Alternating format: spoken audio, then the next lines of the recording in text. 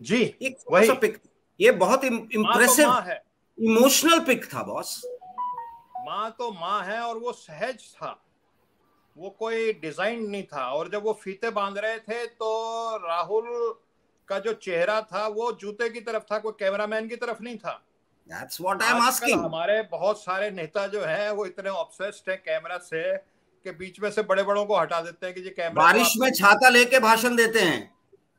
जी programme भी cancel कर देते हैं कि अगर पता लग जाए वहां बारिश होने वाली है, ऐसा भी होता है। तो मैं आज जो दृश्य देख रहा था, तो मैं बरसों पहले कभी किसी कवि की कुछ दो चार लाइनें सुनी थी, वह एकदम अचानक दिमाग में कौंध जी गई जी। कि ले मशाल चल पड़े हैं लोग मेरे गांव के, अब अंधेरा जीत लेंगे लोग मेरे गांव के। तो ये जिस तरह की शुरुआत हुई है और जिस सच्चे मन से हुई है, और एक उदाहरण जो कहते हैं leadership by example, Rahul Gandhi एक एग्जाम्पल सेट कर रहे हैं कि देखिए मैं पद ले सकता हूं लेकिन मैं पद नहीं ले रहा। इस देश में जिस भी व्यक्ति ने त्याग तपस्या बलिदान दिया है उसको इस देश के लोगों ने सर पे बिठाया है। सही बात। सोनिया जी को भी जब पद मिला था और सोनिया जी ने पद अस्वीकार कर दिया तो सोनिया जी का कद 10 गुना बढ़ गया था 2004 में। तो वो एक मुद्दे को लेकर चल रहे हैं, और बात सही है कि नफरतें जो है देश में अगर बढ़ेंगी तो हमारा देश, देखिए बहुत डेलिकेट मामला है हमारे देश का।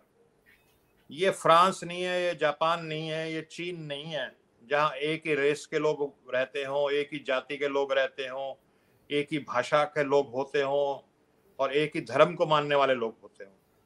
ये तो नारंगी एक तरह से, जरा सा आप छिलका उठाइए तो अंदर फांक फांक है, बल्कि नारंगी का है तो अनार है, 5000 जातियां हैं।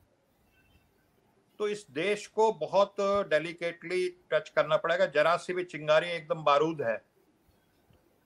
तो उस काम को कर रहे हैं, और दिलों में जब नफरतें पैदा होती हैं, दिलों में लकीरें पैदा होती हैं, तो वो देर सवेर वो जमीन पे भी लकीरें पड़ती हैं। सही बात है। तो ये एक देश की एकता अखंडता का मामला है, देश को मजबूत करने का मामला है, और इससे पे कोई शक नहीं कि 1947 से पहले 636 रियासतों में बटा हुआ देश था ये। चंद्रगुप्त और अशोका के बाद शायद ही कभी ये देश एक बार रहा, शायद अकबर के समान जमाने में रहा भी हो। तो पहली बार इतने हजारों वर्षों में ये देश एक हुआ है। इसकी एकता को, और यही हमारी ताकत है। आज हमारा पूरे विश्व में जो मान सम्मान है, जो ताकत है, वो इसलिए है कि 140 करोड़ लोग एक साथ हैं।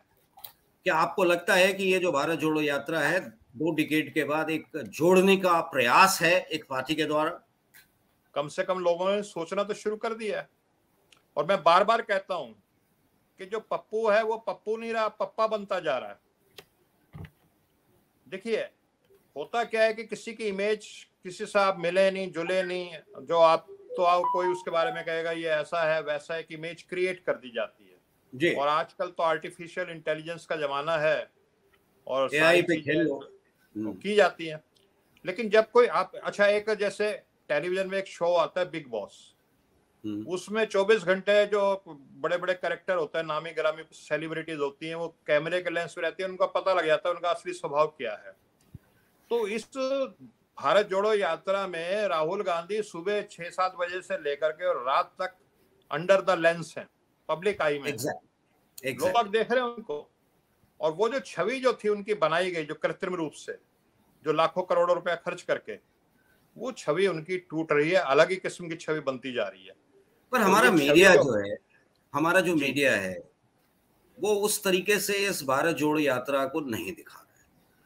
वो इसको एक मिशन इम्पॉसिबल के तौर पे खड़ा कर रहा है और बात कर रहा है कि सोनिया जी इसलिए गई कि राहुल जी शायद सक्षम नहीं थे इस यात्रा को पूरी करने में। मैं विनोद जी के पास जाऊंगा इसके लिए, फिर आऊंगा आपके पास सुरेंद्र जी और गौरव जी, बिकॉज गौरव जी जुड़े हुए हैं इस यात्रा से। तो जो इनसाइट्स हैं, इंट्रिकेसीज हैं, मैं उनके पास आऊंगा विनोद जी के बाद। विनोद जी, मेरा आपसे ये जानना है कि जो प्रोजेक्शन है इस भारत जोड़ो यात्रा का, और जो मीडिया इसको अपने हिसाब से, और आप हमसे जुड़े रहने के लिए सब्सक्राइब करें YouTube पर, फॉलो करें Twitter पर और लाइक करें Facebook पर। और ज्यादा जानकारी के लिए आपको टाइप करना होगा सिर्फ न्यूज़ नशा।